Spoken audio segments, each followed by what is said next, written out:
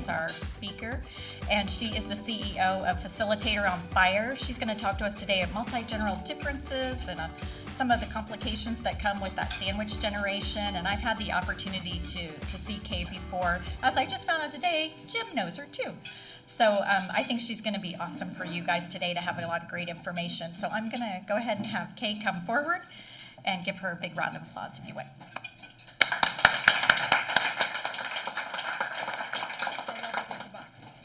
I love that there's a box here.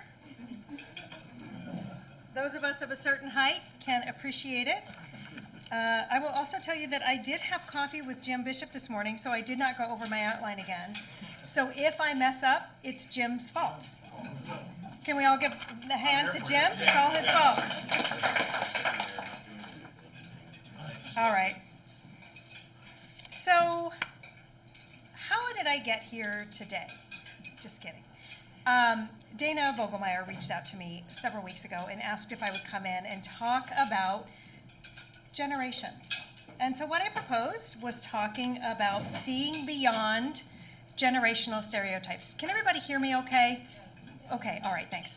So seeing beyond generational stereotypes. I also want to welcome the folks who are here with us virtually. You are important to me. I can't see you on the screen, but thank you for being here with us.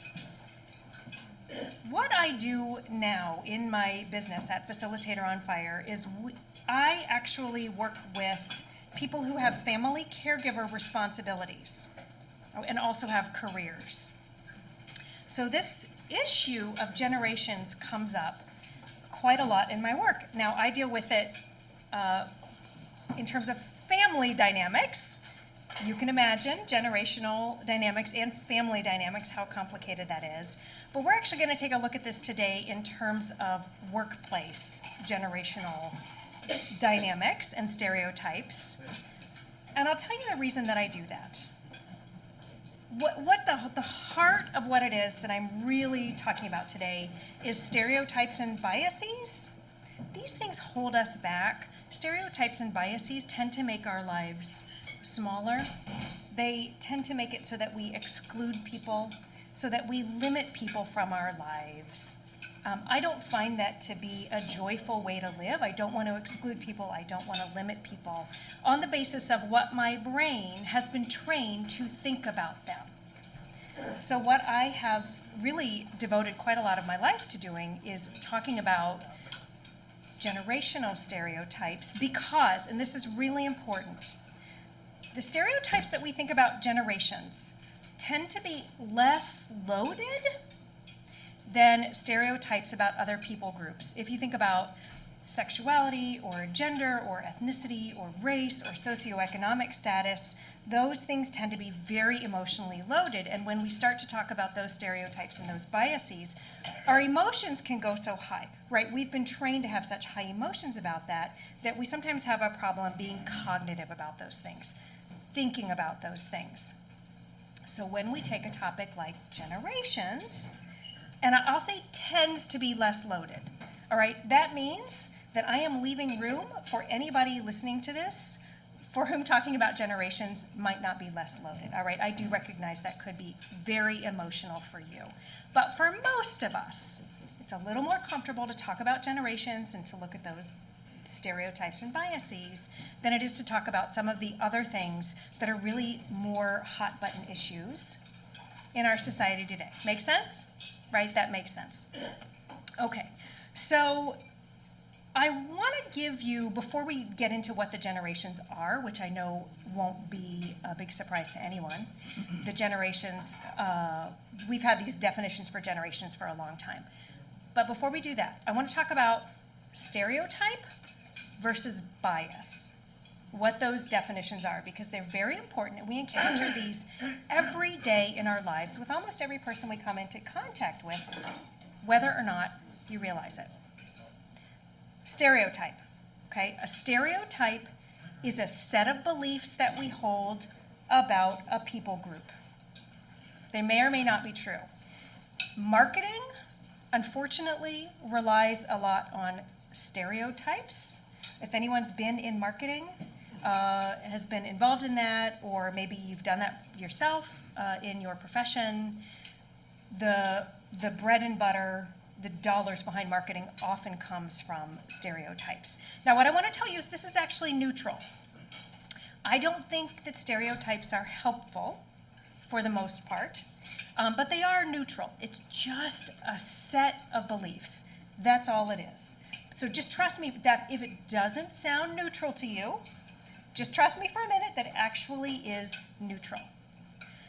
Now, here's the harder one. Biases are also neutral. Super hard to believe, stick with me.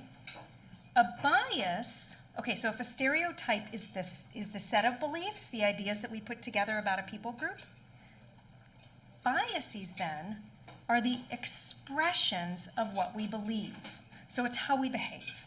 It's our words, it's our thoughts, it's our actions, it's our systems, like laws. Okay, that's a system that has a lot of bias built into it. Biases are also neutral. Now, they don't feel neutral. If someone has used a bias to limit you or to hurt you, to keep you down, look, I'm a woman, I own my own business. I have been on the receiving end of a lot of biases that have been used against me. And I'm certain that everyone here in this room has either been on the receiving end of a painful bias or has seen it happen to someone. So it's really hard to believe that they're neutral. Biases, however, give us data. If I interact with someone and I can see biased behavior at work, because of what I do as a facilitator and as a coach, I can use that as data. And I can say, this person clearly is acting out on some beliefs that they have. How do I want to interact with that? What's a question that I can ask? Is there a way that I can de-escalate whatever this behavior is that's going on here? So that actually gives me really good clues and cues, maybe about who you are, but I don't even like to go that far. It gives me cues and clues about literally what's going on right now at this point in time, and how can I choose to act in this situation. When I think about it that way, now that's a big thought process, right? Can everyone recognize that? That's a big thought process to say, what's going on here? What are some beliefs that are being expressed? How can I interact with that? This is a trick that I use on my own brain to keep me from escalating a situation. So when your brain begins to spin out of control, which is what stereotypes and biases can cause, if you can think about something, if you can ask a question, if you can kick the conversation up into your head and turn it into a thought process, you are automatically going to subvert that primitive brain reaction. Reactions going like this. If you can think about something, you have the best chance possible of calming that down and being in a situation. So when you're with a group of people, instead of seeing each of you as a group or as part of a group or a group member, I can look at each one of you and see you as a person. And to me, that means everything. It means that I can be in this life and enjoy every moment that I have with every one of you, because I'm not letting my brain run away with me. There's a reason, a knee-jerk reaction, there's two words there, knee and jerk, right? I don't want to be the second part. I don't want to be a jerk. I want to be here with you. This has opened up my world, and I'll be honest, and I'll say one of the reasons that this is so familiar to me is that for a long time, I was very much a victim of my own stereotypes and biases. The habits and the patterns that I had picked up in my life. I alienated a lot of people. I acted in ways that were very black and white, that really pushed a lot of people away from me, caused a lot of hurt and a lot of harm. And I woke up one day, probably about 20 years ago, and I said, you know what, I don't like that about myself. I don't like that I push people away. How do I begin instead to invite people in? This has made my world bigger. It's made my life bigger. I will tell you that the reason I work with family caregivers myself is because I am a family caregiver. My mom is 82. She lives right next door to me. Go ahead and picture that as much as you want to. Go there with your own mom. But because I have done a lot of work around stereotypes and biases, particularly with generations, which came out of my work as a facilitator, by the way, all right, because I was able to bring together groups of people of different ages and help them be in a room together and make decisions in a way where there was no emotional risk for them. Because I have studied this and have trained myself to do this, my mom and I have completely reinvented our relationship. About 5 years ago, I would have said that I would be the one in the room to say, Mom, I don't like the way we did that. I was acting like a 12-year-old, you were acting like my young mom, and we were not treating each other well. Can we be adults about this? Can we try that again? Today, it is just as likely that my mom will say that. She'll say, ooh, I don't like the way we did that. Let's try that again. My mom and I can be adults with each other now because I was willing to go first. I was willing to retrain some of my own behavior, some of the things in my own brain, and share that with her, which was very risky at first. And now my mom and I are really good friends, and we're adults together, and we don't get caught in those traps of family dynamics anymore. That is why I continue to study generational stereotypes, and I'm so glad that Dana invited me here today to talk about this. Okay, so looking at the handout that I gave you, and for those of you who are on Zoom, the handout should have been made available to you as well. It lists here the 5 generations. Like I say, I'm sure none of this is a surprise to you. These are the 5 generations that are still in the workplace today. There is, for the most part, the very oldest generation, the silent or the traditionalist generation, is not on a daily basis in the workplace at this point. We do know that this generation still has some influence in workplaces, still holds some of the wealth of the workplace when we're talking about family businesses, but they are fewer and fewer, unfortunately, less of an everyday influence, yet they're still in workplaces, right? We still need to include them. So we've got the 5 generations. I will tell you that if anyone's looking at this, you'll see I've got the year span there listed for each generation, and you think, oh, I've seen this differently someplace else. You probably have. There are several different lists out there. I think the most common one is the Pew Charitable Trusts has a list of the generational year spans. I've kind of combined all of them functionally into what I just think works best for the definitions that I use. So, and also, if you fall right in the middle of 2 generations, if you're in the last year or 2, or maybe the first year or 2 of a generation, you're what we call a Cusper. I know that comes from astrology. That means you're right on the edge, and you might not identify with either one of those generations very strongly. Now, if you don't mind, if you're comfortable, I would like to ask for a show of hands of what generation that you're in. And I always go first. I am Gen X. Right? I am the middle child generation. I am also a middle child in the middle child generation. I grew up with nobody paying much attention to me. And I was born in 1973. I just turned 49. So there, I went first. Nobody has to tell their age. But if you don't mind, we'll start with the youngest generation, which is the iGen or the Gen Z. Do we have anyone here from the youngest generation? Yay, welcome now. Yay, that is amazing. Let me tell you something about Gen Z. I actually like the name iGen better. I think it's more descriptive of this generation. I don't like the term Gen Z because I've never liked the term Gen X, which is a label that was given to us to make us be more generic. That's not good. So for the iGen, Gen Z, the very first Gen Z, iGen, was elected to a state legislature in Florida last week. So if anyone hasn't thought much about this generation, these up-and-comers, they're starting to make laws now, which I think is amazing. How about millennials? Do we have anyone here who's a millennial? Fantastic. Thank you so much. All right, Gen X. Gen X, we've got a few Gen Xers. My fellow Gen Xers. How about the boomers? Who do we have there, boomers? Okay, all right. All right, wonderful. And how about the silent or traditionalist? And that would be my mom as well. I'm so glad you're here in the room. Thank you so much. I'm so glad that you're here.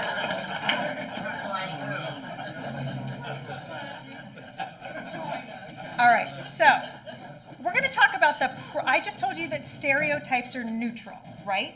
But we're going to talk about the problem with stereotypes, and I'm going to make it personal. So what I want you to do is look at the sheet, look at the chart, look at the descriptors for your generation.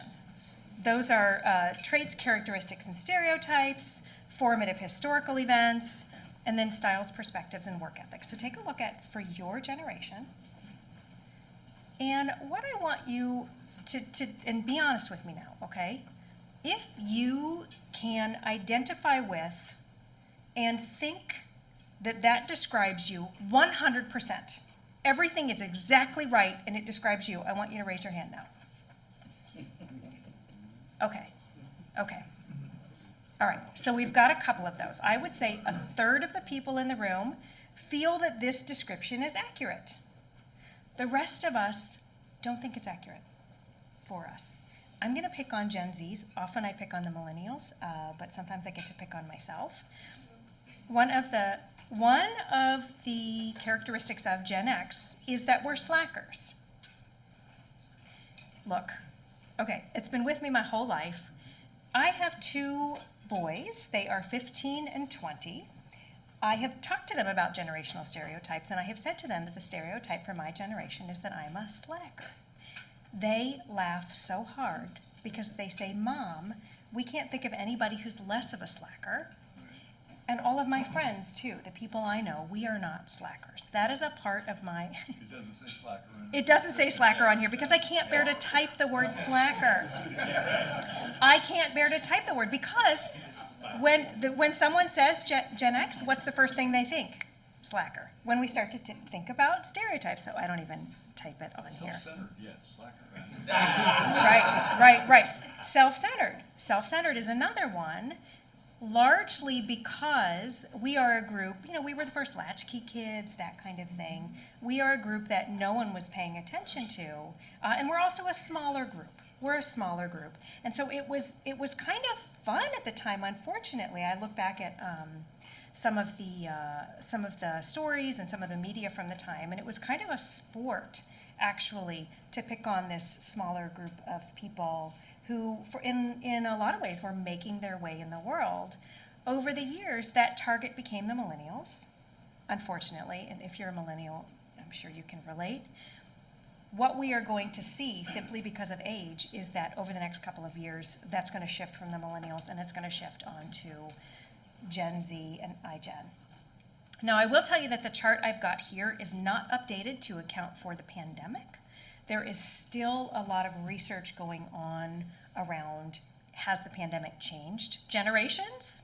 We think that the generation it's most likely to affect the most is that youngest generation, simply because when you're under 25, your brain has not yet finished developing. And so this is a group who will have come up in at least some of their formative years. Sorry, and I don't mean, and that's not individual. We know biologically, although, look, we're going to get some research out of the pandemic that may prove that we're wrong. So this statistic that neurologists and coaches and anybody in mental health throws around, that we don't think brains are fully developed until after 25, I think we're going to get a lot of data that's going to come out of the pandemic, and we will see if that's correct or not.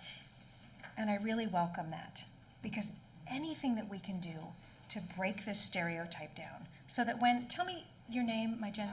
Emily. All right, so that when Emily and I interact with each other, I will not see Emily as a young Gen Z. Emily will introduce myself, and I will say, "It is so nice to meet you. Tell me about yourself. Tell me about what you're doing in the world." And that's a huge difference. I don't feel any animosity towards Emily, because I know to look for the stereotypes. Now, just to finish out the stereotypes and how they cause biases. Our brains really like shortcuts. It saves energy. It's an evolutionary thing. Stereotypes are all about shortcuts. We save steps in our thinking. It actually saves us calories when we can look at a group of people and think we know something about them. But what that leads to is biased behavior. If I look at a group of people and I think they're young and inexperienced and they can't offer anything, then that is going to lead me to biased behavior that's probably going to exclude them, cause them pain, make it harder for them in the world. It is definitely going to make it harder for them to relate with me as a person. I've decided that I don't want this anymore. I don't want the stereotypes to keep people away from me. I don't want my own biased behavior to keep people away from me. I didn't mention it earlier, but both stereotypes and biases are completely human. They're totally normal. We all do this. Some of our biases, actually, I know they're all neutral. I have a bias towards my 2 boys. This is a neutral bias, and it's because I'm a parent. I don't ever want those biases to get in the way of me being able, especially now that I work with family caregivers who get caught up in these generational dynamics, I don't want that to get in the way of me helping them. So for anyone in here who thinks of yourself as being in a helping profession, one of the things that I would challenge you to do is to look around you and start asking in your own brain, what are the stereotypes here? What do we think about this group of people? And is that leading to any biased expressions or biased behavior? Asking about stereotypes, even if you're only doing it in your own head, is a very comfortable and neutral way of uncovering some very uncomfortable and sometimes hurtful behavior. That is why we look at stereotypes. That is why I like to start with these generational stereotypes, because they're so everyday that it almost seems comical for us sometimes to look at these stereotypes.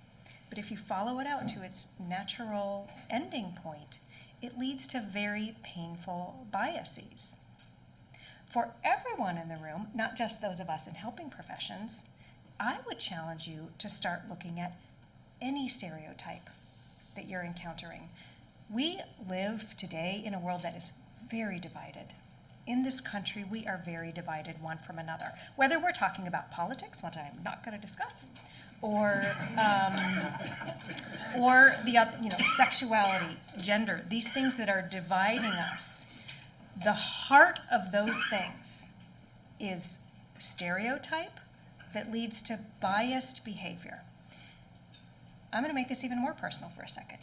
If you have someone in your own life who you have become estranged from, you don't like to be in a room with them, you don't like for them to show up at family events, what have you, I'm going to guarantee you there's some pain there, either on your side or on their side. When you look at them, is there a way for you to ask yourself, am I believing something about this person that is keeping me from being able to be in a relationship with them? Even let's just say a neutral relationship, even not a loving relationship. I work with a lot of people who are very estranged, especially from siblings, unfortunately. It's that one of those family caregiver dynamics that causes a rift between siblings. One of the things that I'm able to do with my clients is to say, let's really talk about your brother, your sister. What are the things going on there that's really bothering you? And is that a relationship that you would like to try to do something about? You don't have to, but if you would like to, is there a way that we can look at this from a place of what we know about being human, which is that stereotypes and biases and these beliefs that we have about other people cause us to have these automatic reactions? Can we slow that down? Can we think about that a little more? Is there a way that we can open up our hearts, maybe make a little bit of space in our brains to try to re-engage with the people who we've left behind or who've left us behind? And maybe, if you want to, can that make your life more loving, more of an invitation to the people around you? I'm going to tell you it's exceptionally hard work to do. I'm never going to say this is easy to do. But I will tell you that it's 100% worth it.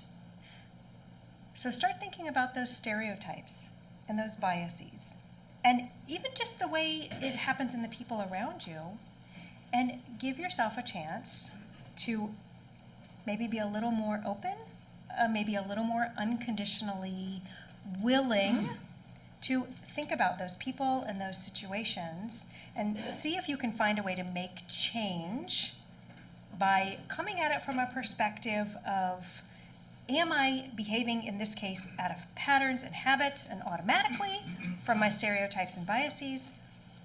Do I want to be a little more intentional about that, especially for those people who are closest to you or who used to be closest to you, and see if maybe you can invite some different relationships, some different behaviors. I will tell you that if I could do that with my mom, right, after all the decades of the way we had been interacting as mother and daughter, that it is possible.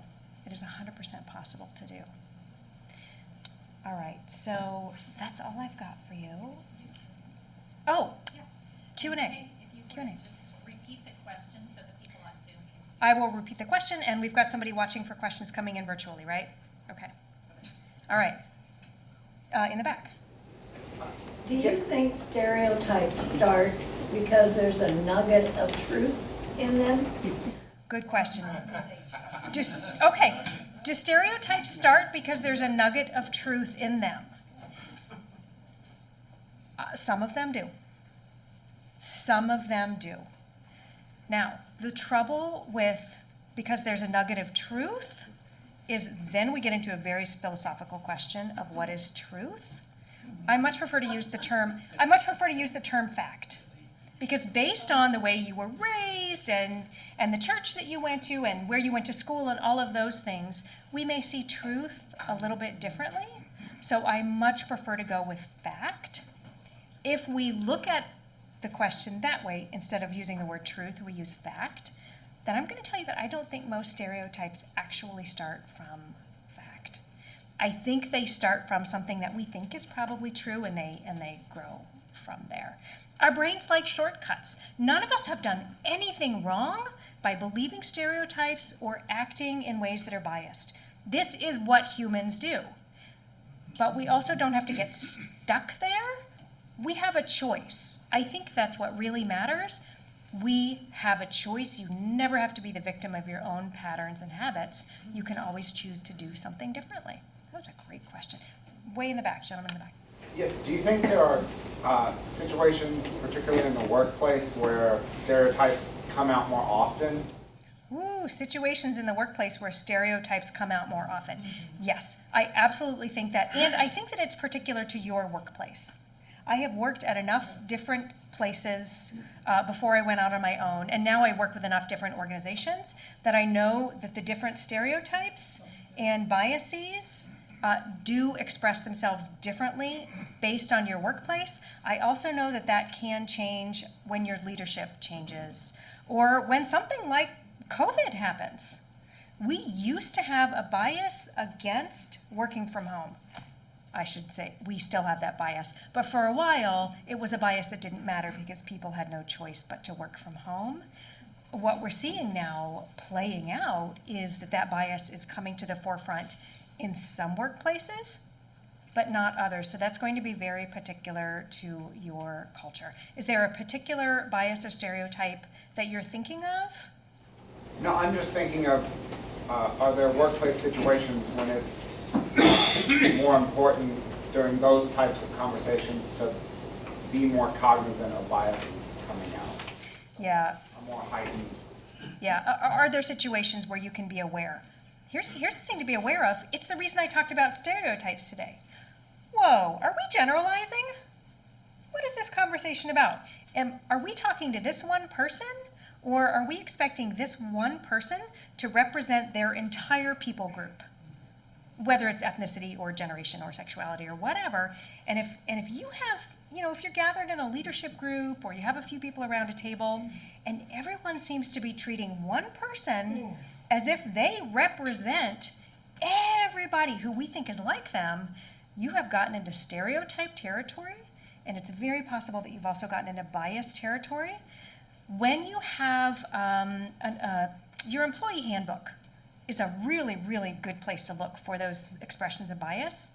I used to work a lot with hospitals, and many, many hospitals, in fact, some of them still do, had in the manual and in the employee handbook, that if women showed any leg, they had to wear stockings or pantyhose, but men could come in shorts without stockings or pantyhose on. And that's fine, but it's a bias, right? We get to choose. When you see a bias, we get to choose. So if you see something in your employee handbook that looks like it's limiting somebody because of them being a member of any specific type of population, you've hit on a bias. And that is something it's not necessarily something to get rid of, but man, it's a great way to say, should we question this? Do we want this? Is this what we want here at our organization? Now, I do see generational stereotypes. They're like under the skin at a lot of organizations. I see it at a lot of organizations. They don't necessarily tend to look like problems to most people. It is a problem, however, if you feel like it's ageism. Anything that's got an ism after it, that's a bias, right? That's biased behavior showing up. So it tends to show up in ageism, and it tends to show up both older and younger people. I know lots of people, my own son, who is Gen Z, iGen, thinks that there are things that he's been limited because he's just turned 20. Is that wise? Maybe, maybe not, but I do know that it's biased behavior. In the back. You may not agree with the premise I'm going to state, so that may blow over the other. We all tend to listen a high degree autobiographically and frame things that way. And my question is, isn't that our life experience to the point where we are creates some of those stereotypes and bias because we're framing what is relevant about you in something that we can relate to? What a great question. Okay, so the question is, aren't we doing this because of our own life experience? Because we interact with one another and we are constantly trying to fit one another into our life experience. I've had these experiences. How does this gentleman fit into that? How do I evaluate his life against what I know to be true in my life? Yes, that's it exactly. That's what humans do. That's what we evolved to do. That makes our lives easier. It actually means that we can shortcut our way through a lot of things. It's totally legitimate. I think it's beautiful that we do that. I love it that if we meet, that you're automatically going to be trying to figure out how I can interact with your story. How can I write you into the story of my life? The problem is when we begin to discount or dismiss or marginalize each other because of our life experience. That's always a personal choice. We always get to do that. But what I guess what I really want you to know is you don't have to be the victim of that in your own head. If you are interacting with someone and you feel yourself getting emotional about that person because of your own life experience, you're allowed to question that. You're allowed to say, is that what I want to do? Do I maybe want to get to know this person and see if that changes the way that I react to them? What do I want to do? It really does come down to personal choice. I'm never going to tell you that you're right or wrong, but I'm going to tell you this is something that you can learn to do if you want to. And the higher the stakes are in a relationship with your children, with your parents, with your grandkids, I'm going to say that I think the more important it is for you to know that you do have a choice and that you can unlearn reactionary behavior so that you can invite those people back into your life if you want to. And I'm never going to tell you that you have to do that. That was such a good question. Thank you so much. I think I'm going to go over here. So it's been my observation that there are so many things off limits to comedians, except age. Yes, so many things off limit to comedians except age. It's okay to joke about people in the context of being old and aged. Do you ever see that turning around? Oh, okay, so the question, okay. So comedians, everything's off limit except for age, and do I see that ever turning around? I mean, I'm not a comedian, and I don't follow the industry. I hope it turns around, but I also hope, like I keep saying here today, that if you ever have a chance to interact with a comedian who made some comments about age that made you uncomfortable, or that were inappropriate, or that were downright wrong, that you might be able to say from a neutral place, I'd really like to talk about that. I think maybe that you were alienating some people in the room. Can you tell me more about why you were doing that? That's a great question, by the way. Tell me more. Can you tell me more? If you're ever stuck in a situation and you can't figure out what to say and you're really floundering for words, I learned this as a facilitator. You can always say, can you tell me more about that? Can you tell me more about why you did that? When we can learn to open ourselves up to these questions, and even hard questions, and even some answers that we don't want to hear, we just really increase our chances of being able to have those relationships and maybe influence things so that they change. Yeah. You talked about isms, and I'm looking at this list of our lives, and I'm seeing two, I would say, wonderful, dramatic changes that are isms. Feminism and racism. Do we almost need a separate list, or do you think even with those unbelievable changes that these cover?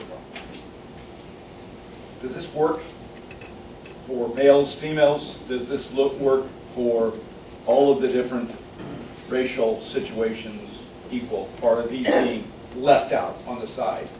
All right, so that was really a question about, feminism, being able to talk about feminism and being able to talk about racism and the other isms.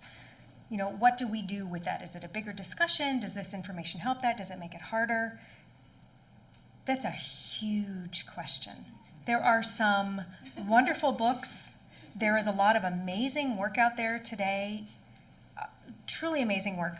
The work around racism has absolutely made it easier for me to talk about ageism and generations. And what I'm going to say is, if this is something that you're interested, email me and I will send you some resources so that you can dig into it more yourself.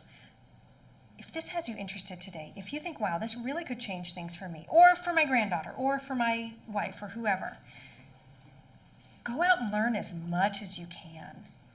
Just to understand the stereotyping and biased behavior, that comes from a place of being totally human. There is nothing wrong with you.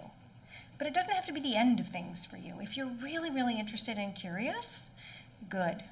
Go forth and learn as much as you can and see how you can incorporate this into your life. It's taken me years to be able to be this comfortable talking about feminism and ageism and all the other isms. Because I know what a difference it can make for individual people in our lives. Do we have time for one more question? One more. I would just like to recommend that if you're watching cable news of any kind, think about the bias and the stereotypes that are embedded in. Yeah, if you're watching cable news of any kind, think about the stereotypes and the biases that go into that news reporting. The definition of news actually did change about 15 years ago. News organizations used to be required to be as neutral as they can. That's actually not the case anymore. That is a great place to study stereotypes and biases, so it's another place that you can look to do more with this. You folks have been totally amazing today. Thank you so much. Thank you to Dana for inviting me. Stay in touch with me. My email is on the sheet, and I have a podcast called From One Caregiver to Another. You'll find that at my website if you're interested. Please stay in touch. I'm all over LinkedIn. If anybody is on LinkedIn, just send me a request and say we met today. All right. Thank you so much. And will you be around for a few minutes? I'm going to be here. I'm going to be here until we wrap up at what? In a little bit. I'll be here till 1:15. Okay, great. Thank you so much. Thank you. Thank you. She was awesome. So, and Kay, in honor of our speakers, we always make a donation to a local non-for-profit, and this quarter we're donating to Mid-Ohio Food Collective in your honor. So thank you. Thank you for being here. Okay. Thank you all for being here, and thank you again, Kay, for coming too.